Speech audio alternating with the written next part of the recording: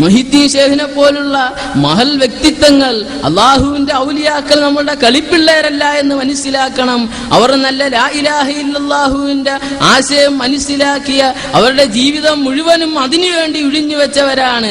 അല്ലാതെ ഇന്ന് കാണുന്ന വാറോലയ്ക്ക് വേണ്ടിയല്ല, മാലയ്ക്കോ മൗലൂദിനോ കുതുബിയത്തിനോ വേണ്ടിയല്ല അവർ ഒഴിഞ്ഞു വെച്ചത്. ഞാൻ ആ തരീഖത്തിൽ പഠിക്കുന്ന കാലത്ത് എനിക്ക് ആദ്യകാലം മൗലൂദ് ഓതാൻ അറിഞ്ഞൂടാ. എന്നെ പെടുത്തിയ പാട് സുബ്ഹാനല്ലാഹ്, ഖുർആൻ പോലും പഠിപ്പിക്കുന്നതിന് പകരം മൊത്തം ഒരു ദിവസം മുഴുവനും ഒരു ഹിക്കായത്ത് പഠിച്ചില്ല എങ്കിൽ അടിതരും. നുള്ളലും വിഷമിപ്പിക്കലും വേദാറാക്കലുമുള്ള പരിപാടിയാണ്. പഠിക്കടാ ഹിക്കായത്ത് പഠിക്കടാന്നിട്ട് നുള്ളലും ആകപ്പാട് പ്രശ്നമാണ്. ഖുർആൻ പഠിച്ചില്ലെങ്കിലും കുഴപ്പമില്ല, എവിടെയെങ്കിലും പോയാൽ തിന്ന് ജീവിക്കണ്ടേ മുസ്ലിംമാർ, അതുകൊണ്ട് മൗലൂദ് പഠിച്ചിരിക്കണം എന്നുള്ള നിലയ്ക്കുള്ള സമ്പ്രദായങ്ങളെ എങ്ങനെ പഠിപ്പിച്ചുകൊണ്ടിരിക്കുന്നത്. അല്ലാതെ ഒരു നിലയ്ക്കുള്ള ഈ കൂട്ടരെ കൊണ്ട് യാതൊരു ഉപകാരവും ഇല്ല. പിന്നെ അബൂജഹൽ ചെയ്യുന്നത് പോലെ കഞ്ഞി പാറ്റ വീഴുമെന്ന് കണ്ടാൽ കണ്ടോനെ എറിഞ്ഞേക്കും. കഞ്ഞൂടി മുട്ടരുതല്ല, എറിഞ്ഞവന്റെ ഊപ്പാട് വരച്ചിട്ട് അടങ്ങത്തോള്. അതുപോലെ പറഞ്ഞതുപോലെ ഈ തലപ്പ ഇരിക്കുന്നിടത്തോളം കാലം മുസ്ലിയാക്കന്മാരുടെ ബഹുമാനത്തിനോ ആദരവിനോ ഏത് ഖുറാഫിത്തരം പറഞ്ഞു കൊടുത്താലും പാവപ്പെട്ട ജനങ്ങൾ വിശ്വസിച്ചോളും കൈമടക്കം കൊടുക്കും. അതുപോലെ നൂലോതലും മന്ത്രിക്കലും എന്തിനു വേണ്ടിയാ? ലാ ഇലാഹ ഇല്ലല്ലാഹ് ഉൾക്കൊള്ളുന്ന മനുഷ്യന് നൂലിന്റെ ആവശ്യമുണ്ടോ? ചരടിന്റെ ആവശ്യമുണ്ടോ? റസൂലുള്ളാഹി സ്വല്ലല്ലാഹു അലൈഹി വസല്ലം പറഞ്ഞത്, മൻ തഅല്ലക ശൈഅൻ വകുലി ഇലൈഹി, ആരെങ്കിലും തന്റെ ശരീരത്തിൽ എന്തെങ്കിലും ബന്ധിപ്പിച്ചാൽ അള്ളാഹു അവനിൽ നിന്ന് ഒഴിഞ്ഞു മാറുകയും ആ ചരടിലേക്ക് അവനെ ഏൽപ്പിക്കുമെന്ന് റസൂലുള്ളാഹി സ്വല്ലല്ലാഹു അലൈഹി വസല്ലം പറഞ്ഞു. അതുപോലെ തന്നെ ഹുദൈഫത്ത് റളിയല്ലാഹു അൻഹു ഒരു പനി ബാധിച്ചു കിടന്ന മനുഷ്യനെ സന്ദർശിക്കാൻ ചെന്നപ്പോൾ അദ്ദേഹത്തിന്റെ ഇളിയിൽ ഒരു ചരട് കണ്ട് ഉടനെ അദ്ദേഹം ആ സഹാബി പറഞ്ഞു, ലൗ മിത്ത വഹു അലൈക മാ സല്ലൈതു അലൈക, നീ ഈ നൂലുമായി മരണപ്പെട്ടാൽ ഞാൻ നിന്റെ മേൽ മയ്യിത്ത് നമസ്കരിക്കുകയില്ല.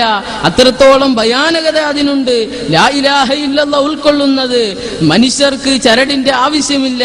അള്ളാഹു മാറ്റുമെന്നും അള്ളാഹു രക്ഷിക്കുമെന്നും കാക്കുമെന്നുമുള്ള അടിസ്ഥാന തത്വം ഉൾക്കൊള്ളുന്ന കാലത്തോളം ആർക്കും തന്നെ ചരടിന്റെയും നൂലിന്റെയും കൂടിന്റെയും ഒന്നും ആവശ്യമില്ല. അത് നമ്മൾ മനസ്സിലാക്കണം. പടച്ചവനോട് മാത്രം പ്രാർത്ഥിക്കുന്ന ഒരു സമൂഹത്തിനെയാണ് അള്ളാഹുവിന് ആവശ്യമുള്ളത്. എക്കാലത്തും അള്ളാഹുവിനെ അംഗീകരിച്ചിരുന്ന മുശ്രിക്കുകൾ പോലും അള്ളാഹുവിന്റെ അസ്തിത്വത്തെ അംഗീകരിക്കുകയും അള്ളാഹു സമതാണെന്നും അള്ളാഹു റബ്ബാണെന്നും ഒക്കെ അംഗീകരിച്ചിരുന്ന മുശ്രിക്കുകൾ പടച്ചവനോടും പ്രാർത്ഥിക്കും, അവൻ അള്ളാഹു അല്ലാത്തവരോടും പ്രാർത്ഥിക്കും. ഈ ഒരു കാരണം കൊണ്ടാണ് അള്ളാഹു തആല ആ മുശ്രിക്കുകളെ നശിപ്പിച്ചു കളഞ്ഞത്. നബി സല്ലല്ലാഹു അലൈഹി വസല്ലം പഠിപ്പിക്കാത്ത, സഹാബികൾ പഠിപ്പിക്കാത്തതിന് നേരെ വിരുദ്ധമാണിത്. അവർ നിങ്ങൾ എന്തിനാണ് മുഹീദ്ദീൻ ഷേഖിനോട് പ്രാർത്ഥിക്കുന്നതെന്ന് ചോദിച്ചാൽ അവർ പറയും, ഞങ്ങൾ മുഹീദ്ദീൻ ഷേഖിനോട് പ്രാർത്ഥിക്കുകയില്ല, അള്ളാഹു കൊടുത്ത കഴിവിൽ നിന്നുമാണ് ഞങ്ങൾ അവരോട് ചോദിക്കുന്നത്, നേരിട്ട് പ്രാർത്ഥിക്കുകയില്ല. മുഹീദ്ദീൻ ഷേഖിന് അള്ളാഹു കൊടുത്ത കഴിവിൽ നിന്നുമാണ് ചോദിക്കുന്നത്. ഇബ്രാഹിം നബിക്ക് അള്ളാഹു കൊടുത്ത കഴിവിൽ നിന്നുമാണ് ചോദിക്കുന്നത്. ഇസ്മായിൽ നബിയോട് അള്ളാഹു കൊടുത്ത കഴിവിൽ നിന്നുമാണ് ചോദിക്കുന്നത്. ഇതേപോലുള്ള വാദമാണ് ഉന്നയിക്കുന്നത്. അതുപോലെ ഒരു സ്ഥലത്ത് പോയപ്പോൾ ഒരു ഖബർ കണ്ടു, ഒരു വലിയ ഖബർ കെട്ടിപ്പടുത്തൊക്കെ വെച്ചിരിക്കുന്നു. അപ്പോൾ ഒരു കടയിൽ കയറി ഒരു വെള്ളമൊക്കെ കുടിച്ചിട്ട് കാക്കടുത്ത് വെച്ച്, കാക്ക ഈ ഖബർ എന്താ ഇങ്ങനെ കെട്ടിപ്പടുത്തൊക്കെ വെച്ചേക്കുന്ന?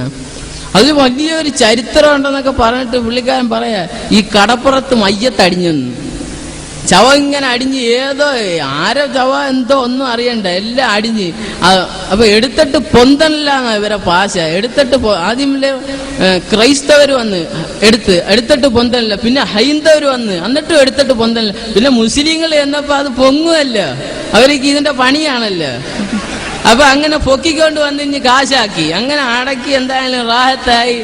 അത് പകുതി വരെ കെട്ടി വെച്ചിരുന്നു. ഒരാൾക്ക് പിന്നെ പഠിപ്പിക്കുന്നത് വസൂരി വന്നപ്പോൾ അത് ബാക്കിയും കൂടെ കെട്ടിക്കൊടുത്തെന്ന്. അപ്പോഴത്തേക്ക് ഗ്യാരണ്ടി എന്തായാലും കുറച്ച് നാളുടെ മുസ്ലിംമാർക്ക് ഇടിഞ്ഞു വീഴുന്നിടത്തോളം കാലം നിൽക്കാം എന്നുള്ളൊരു ഉറപ്പ് അവർ വരുത്തി.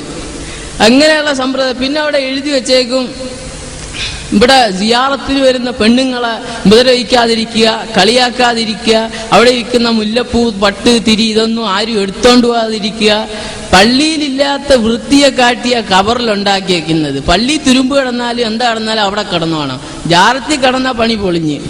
അത് അറിഞ്ഞു വെച്ചോണ്ട് അവരങ്ങനെയൊക്കെയാ ചെയ്തു വരുന്നത്. അല്ലാഹു തആല ഇത്തരക്കാരിൽ നിന്ന് നമ്മളെ കാക്കുമാറാകട്ടെ. ലാ ഇലാഹ ഇല്ലല്ലാഹ് ഉൾക്കൊണ്ട് ജീവിക്കുക.